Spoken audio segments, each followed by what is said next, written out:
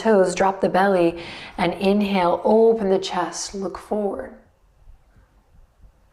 Feel that beautiful stretch through the front body. Keep pressing into the tops of the feet and the fingers. And then exhale, round through the spine, chin to chest, take it the opposite direction. Breathe here. Navel drawing up, pressing away from the yoga mat, chin to chest. Now let's flow with this. Breath, inhale. It's not a big move. Exhale, send it back. Inhale up, shoulders over the wrist, exhale back. Now notice in this little exhale through the fingerprints, ground down through the knuckles. Great, the next time you're lifted, shoulders over the wrists, go ahead and press into the tops of the feet.